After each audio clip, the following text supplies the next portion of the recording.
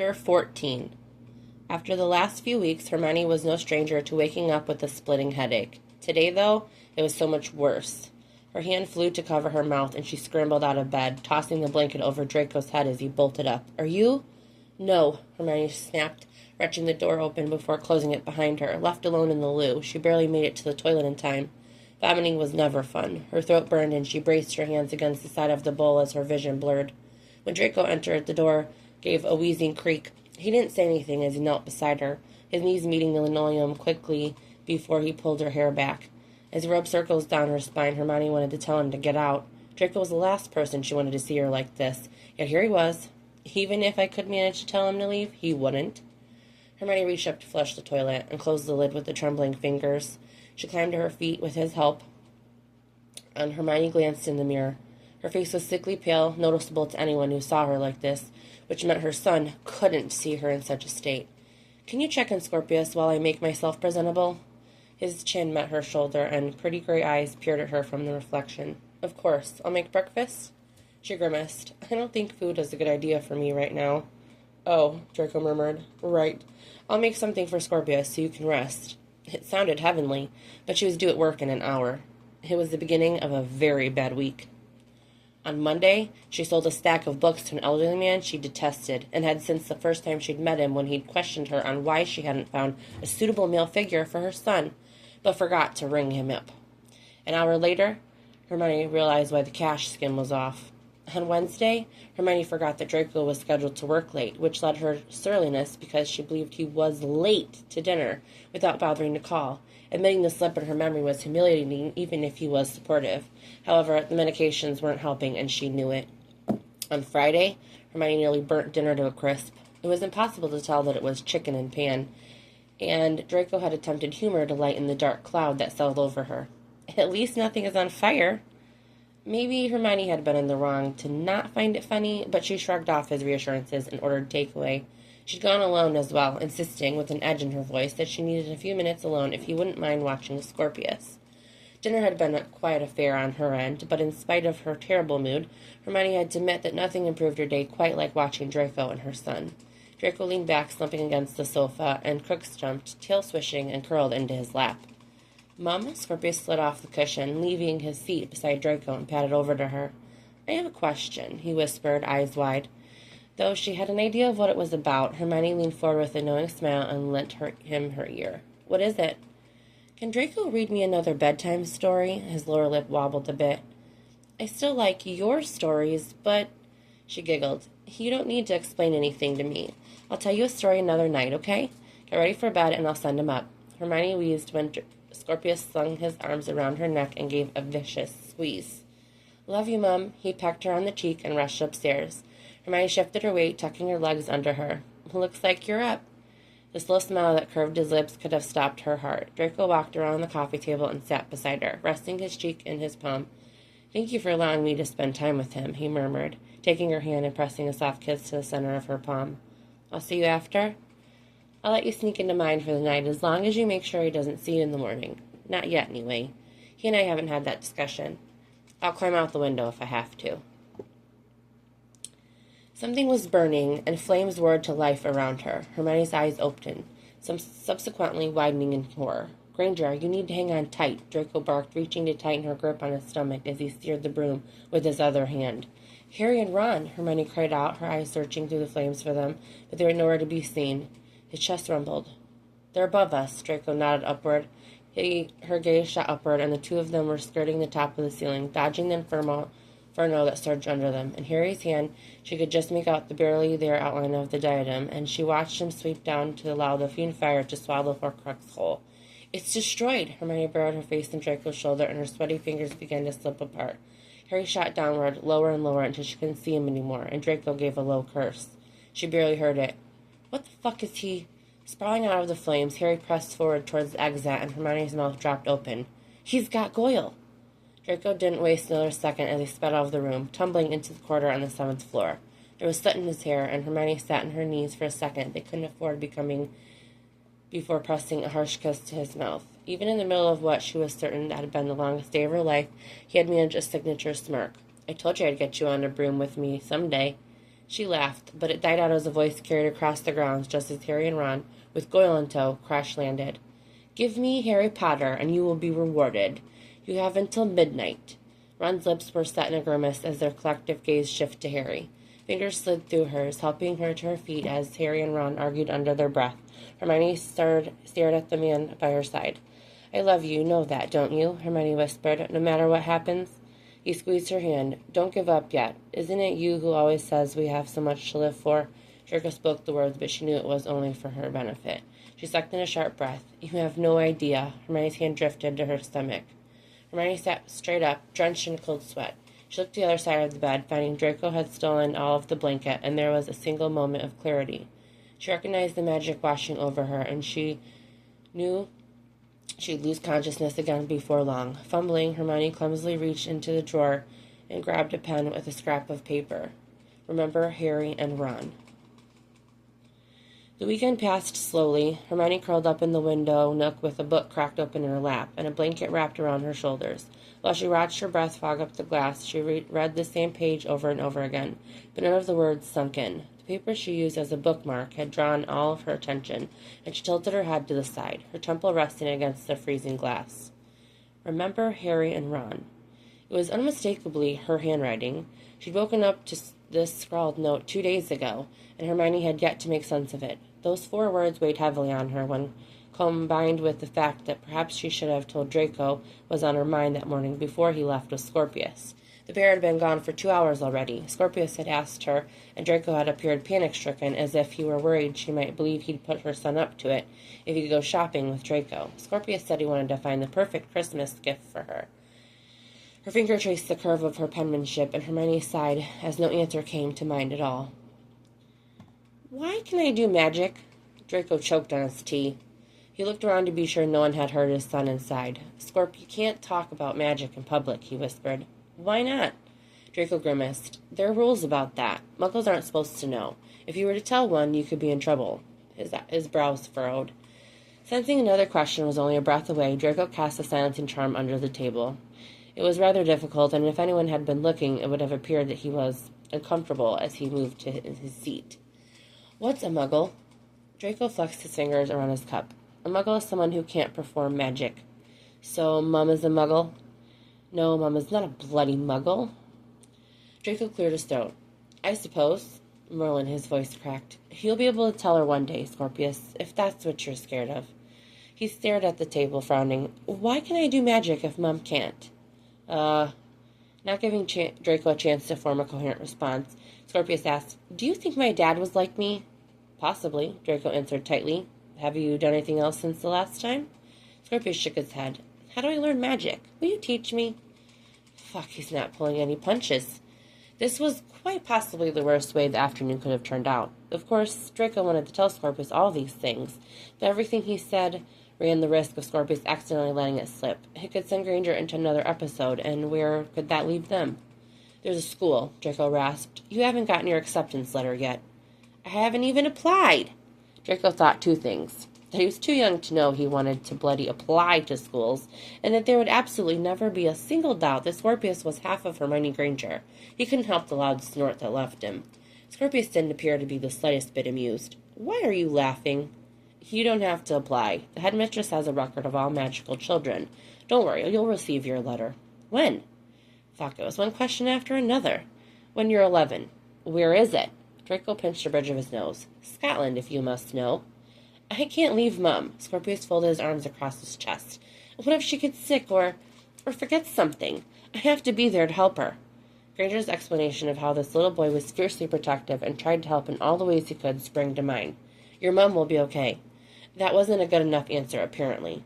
"Then who will take care of her?" Scorpius leaned forward, his eyes narrowing in display that was perhaps too Malfoy-like for Draco. "Are you going to?" "Always." Draco's voice was steady. "I promise." Scorpius let it go and didn't ask another question for the rest of the day. Night crept in on a day when Draco worked late, and Scorpius had grown antsy as he waited for his newfound favorite person to stroll through the door. Hermione smirked as she sipped her tea with one hand and stirred a pot with the other. "He'll be here, Scorpius." His head snapped towards her. "I know that." "He called earlier and told me to expect him later than normal." Hermione reassured him. I'm sure he'll make it, though. He never misses dinner. Scorpius tapped his fingers against the back of the chair. It didn't matter how many times she told him not to sit backwards in the chair. He did it anyway. In the big picture, it seemed like a small thing to chastise him about. There was that one week, she remembered. Scorpius slid out of his chair and padded over to her, his cup gripped tightly in little hands. Mum, do you think Draco would be my dad? Hermione dropped her cup and it crashed in the sink. It didn't shatter completely, though she expected it to as she stared at it in wait. Only the handle was chipped. What do you mean? She swallowed. We've talked about this. If that girlfriend before had put any more thoughts into his head, Hermione swore silently. Scorpius blinked and blew out a breath. Can I call Draco Dad? He asked quietly. I don't want to call him Draco anymore. I want him to be my dad. She knelt down, brushing his hair from his face. It was without a doubt one of the sweetest things she's ever heard. Yet the desperation in his voice broke her heart. Ask me next week, sweetheart. Of course, she never planned to have this series of conversations so soon. Hermione had intended to let it run for much longer than 3 months before she accepted the feelings she had since the end of the first and took the plunge. Scorpius changed that, because if Draco wasn't interested in a long-term relationship with a single mom, and she truly suspected that if that was the case, he would have been long gone already. The first thing she needed to do was protect her son. Always. Around 10:30, there was a knock at the door.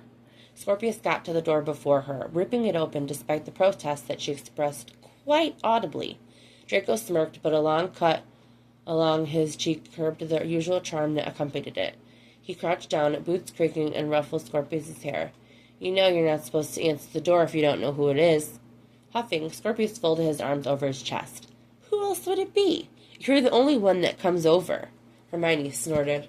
Well, Draco said, that was true this time, but she'd always ask who it is before you open the door. And you ought to let your mom answer it first. Scorpius stared at his feet. I was just excited to see you, he mumbled. You're late. Leaning against the wall, Hermione watched Draco's eyes soften as he held out his arms. Come here. He wrapped Scorpius in his arms and cupped the back of his head. I know I'm late, but I was thinking of you the whole time.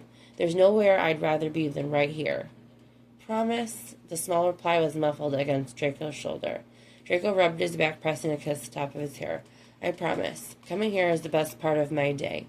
Mum made me eat earlier because she said it was getting late. Yeah, Draco chuckled. Sorry about that. It's your bedtime now, isn't it? Scorpius nodded, stepping back. Will you read me a bedtime story? He looked to Hermione, seeking permission, and she nodded. Lead the way. Draco straightened. Hermione closed the door and twisted the lock into place. All she could think about was how she never wanted this to change. Hermione tucked her legs beneath her while she sat on the sofa, waiting for Draco to come down. Her stomach twisted even more with each passing second. Draco had come to dinner almost every night since they met, but he never missed one after they had slept together. She found herself wondering if that had been a mistake, and if everything was about to fizzle. The thought of explaining to Scorpius why Draco no longer came to see them cut her in two. It's not going to happen, Hermione reassured herself. Draco already acts like his father, and he's already said that he's serious about this relationship. Still, if it did fall apart, and that was her trend in recent years it seemed, Hermione hadn't done nearly a good enough job protecting her son, given how close she'd already allowed them to become. Draco's boots were heavy against the wooden stairs, and she glanced up. He'd cleaned up, his hands now free of grime, and the cut on his cheek was still terrible, but at least there wasn't any dirt. I'm really sorry for how late I am.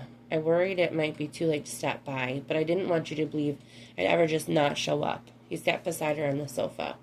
Her once comfortable sofa felt like it was a bed of nails. Where do you see us in a year? Deliverance could have been better. As his jaw fell slack, Hermione admitted. You're the first person I've been able to trust, Draco. The last few months have been the happiest I've ever been with a man, but for a lack of better explanation, all of the color drained from his face. Wait, are you? Draco turned to her, gathering her hands in his. She gave him a watery smile. No, I'm not saying this because I want to end what we have. Hermione laughed slightly. Quite the opposite, because I'm hoping you'll want to stay after this conversation. I could never ask you to promise me that we won't fall apart. Anything can happen at any time. But I need to know if a future with me, with us, is what you want. If it's not, then I'll never hold it against you. But I need to protect my son. I don't think there's any version of this life where I wouldn't want you. Draco traced the bumps of her knuckles. You must think it hasn't been long enough for this. You're a practical person, but I want you in Scorpius for the rest of my bloody life, if you'll allow me. I never want to be apart from you, Hermione. Do you understand? He slid closer to her, or maybe she had done so. Hermione wasn't sure as she tilted her head up, their lips barely brushing. You won't just be Scorpius' friend, Draco. You'll be his father. Are you prepared for that step? To be a parent to a child that's not truly yours? His eyes flickered, sparking to life. He's my son, Draco murmured, resting his forehead against hers. If you allow me, I think you'd make me the happiest man alive. Her hands trembled. He's always wanted a father, Hermione whispered. Promise me that. Her voice broke. Promise me you want this family as badly as I do. Draco crushed his lips to hers, hands framing her face. I promise, he rasped. I'll give both of you everything. His lips slid down her throat. All we want is you, Hermione whimpered as his fingers dug into her hips. I'm here. I'm always going to be here. Potter's brows knitted together, his head hovering in green flames as Draco paced the length of his sitting room. Shouldn't you be more happy about this? Potter chattered, completely failing to recognize the absolute fucking trouble this could turn out to be. Hermione is serious about you, and she wants you to be a permanent part of their lives. She wants you to be Scorpius' father. I know that you've always been his father, but I thought you'd be happy. Draco paused, his eyes narrowing, and he knew that the effect wasn't lost, even though the low quality of flickering embers. Potter, he hissed, his voice dangerously low. Have you somehow forgotten that, for all intents and purposes, I am bloody engaged? Potter blinked, then he opened and closed his mouth, words forming but never quite managing to make it out of his throat, until... Oh. Yes, oh, you little... Draco dragged his hand down his face, the insult dissolving in his tongue. There was no real malice in it anyway. I am happy, he murmured. Unbelievably so. Have you discovered anything else surrounding her disappearance? He shook his head. Nothing. But Lucius hasn't stopped looking yet either. Well, that was fucking perfect. How close do you think he is to figuring out where I am? Draco watched his partner draw a sharp breath. I'd give it until the end of the month, judging by how determined he is. The Greengrasses seem to be getting involved in the search now, too. Astoria's father is angry that you've taken off. You were in the Daily Prophet. They said nice things, if you're wondering. I wasn't. Draco paused. The end of the month? Harry's face was somber. It's just a worst-case scenario, and I know you want to be prepared for it. So I finished the withdrawals from the Malfoy vaults to your personal vault. If you have to go, then... Staring at the ceiling, Draco expelled a deep breath. You're a good friend, Potter. Hermione hadn't had the talk with Scorpius yet. When she thought about it, there was no true reason for putting it off beyond her own fears. However, the shift had been noticeable. Draco had always treated her son with the utmost respect, but now Hermione couldn't explain it properly. It was different. There was a visible shift from acting like a man Scorpius knew to acting like a father. Draco had made the change so easily, so seamlessly. Christmas drew closer with every day, and Hermione had completed most of her shopping. At least she thought she was done, until Draco knocked on her door while Scorpius was with Clara and asked her if he could purchase gifts as well. She told him there was no need to spoil Scorpius quite so much, but upon seeing the grin that lit his face, Hermione decided to keep that opinion to herself. Do you think he'd like this? Draco asked, pulling a toy from the top shelf under the harsh lights of the store. The ring on his finger glinted, and Hermione paused at the M inscription. Hermione? She nodded. He'll love anything you give him, but he's obsessed with dragons right now. He's been for a few months, Hermione grinned. I can't imagine where he got that from. The smile that curved Draco's lips was blinding, and he slipped an arm around her waist to tug her close.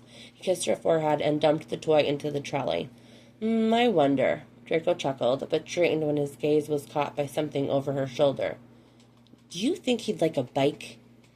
Tucking a strand of her hair behind her ears, she informed him that a bike was at the top of his Christmas list. Flakes fell outside the window as they decorated the tree. Hermione drew the curtains back, letting light shine in, and watching Scorpius stare at the snow blanketing the ground with childlike wonder. It was one of the best parts of the season. Hermione arranged the garland and helped Scorpius string the lights at the points where he couldn't reach. He opened the box of ornaments and picked up each bauble, running a finger over the surface. Draco threw him up on his shoulders, and Scorpius hung the ornaments just how he wanted. None of them made it to the backside of the tree, before he nestled the topper at the very top. Scorpius looked down, hair falling into his face. "Can we have a snowball fight?" Comically, both of them looked at her at the same time. "Can we?" Draco echoed. Rolling her eyes, Hermione said, "As long as you bundle up well." She joined them outside, tucking her gloves on, and watched them chase one another across the lawn until a snowball met her back. Hermione turned to see Draco standing with another snowball in hand, a wild smirk crossing his face. "You're going to regret that." Hermione chased after him and laughed, when Scorpius was delighted to join forces and gang up on Draco. Close to midnight, Draco slid between her thighs, the palm of his hand gliding down the curve of her spine. Her legs rested over his, and he lifted her, nails dragging a path down her flesh that caused the hair on her arms to stand on end. "Quiet," he murmured, nuzzling her neck. She gasped, locking her legs around his waist, and dug her nails into his shoulders. "I would be quiet if you would stop teasing." Moonlight cut across the room, across the bed, and illuminated the tilt of his lips. "I'm hardly teasing." Hermione was not inclined to agree, but as she slid down on him, she wasn't of the mind to argue any more. "I love this," she whispered, rocking against him and raising her head. "I mean to say," she whimpered when he thrust up to meet her, "I love knowing that at the end of the day—" Draco set a slow pace that robbed her of any breath, and she couldn't get the words out. "I love coming home to you," he murmured, eyes half-lidded yet bright, "knowing that no matter how terrible day can get, I'm coming home to you." "Home," Hermione repeated, but she hadn't meant to say it out loud. "I like that," she smiled, and seconds later threw her back at her orgasm, crusted.